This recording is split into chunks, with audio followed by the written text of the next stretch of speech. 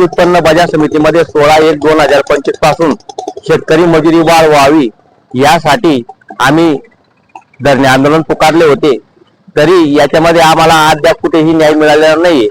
म्हणून वेळोवेळी जिल्हा निबंधक साहेब यांना जिल्हास्तरीय अध्यक्ष यांच्याकडून पत्रव्यवहार केला व त्याच्यामध्ये अनेक बैठकी झाल्यात व बैठकी होऊन देखील आम्हाला न्याय प्राप्त झाला नाही।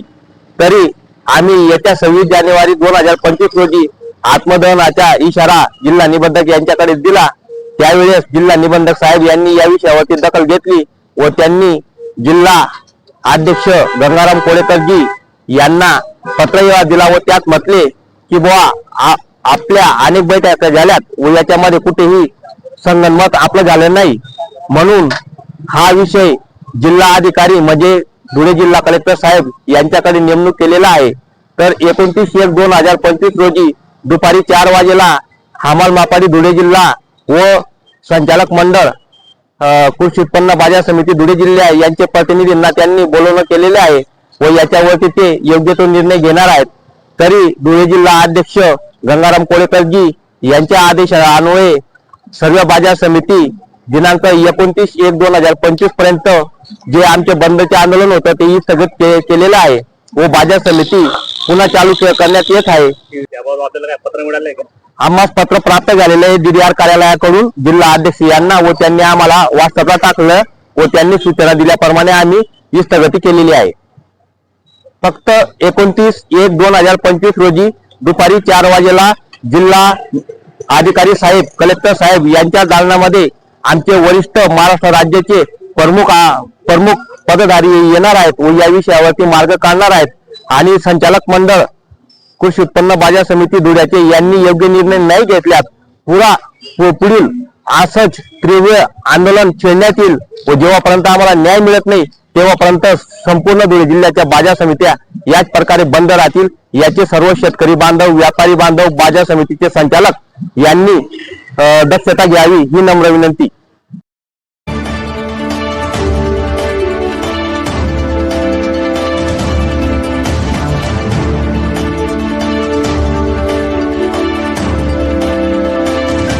उत्पन्न बाजार समितीमध्ये 16/1/2025 पासून शेतकरी मजुरी वाढ व्हावी यासाठी आम्ही धरणे आंदोलन पुकारले होते। तरी याच्यामध्ये आम्हाला अद्याप कुठेही न्याय मिळालेला नाही। म्हणून वेळोवेळी जिल्हा निबंधक साहेब यांना जिल्हास्तरीय अध्यक्ष यांच्याकडून पत्रव्यवहार केला व त्याच्यामध्ये अनेक बैठकी झाल्यात व बैठकी होऊन देखील आम्हाला न्याय प्राप्त झाला नाही। तरी आम्ही येत्या 26 जानेवारी 2025 रोजी आत्मदहनाचा इशारा जिल्हा निबंधक यांच्याकडे दिला।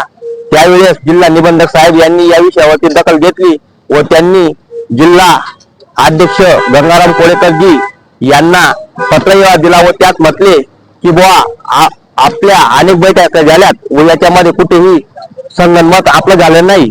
म्हणून हा विषय जिल्हा अधिकारी म्हणजे धुळे जिल्हा कलेक्टर साहेब यांच्याकडे नेमणूक केलेला आहे।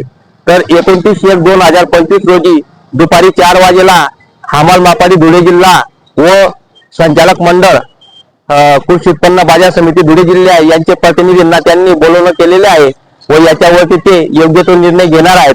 तरी धुळे जिल्हा अध्यक्ष गंगाराम कोळेकरजी यांच्या आदेशान्वये सर्व बाजार समिती दिनांक 29/1/2025 पर्यंत जे आमचे बंदचे आंदोलन होतं ते स्थगित केलेलं आहे व बाजार समिती पुन्हा चालू करण्यात येत आहे। आपल्याला पत्र मिळालंय का?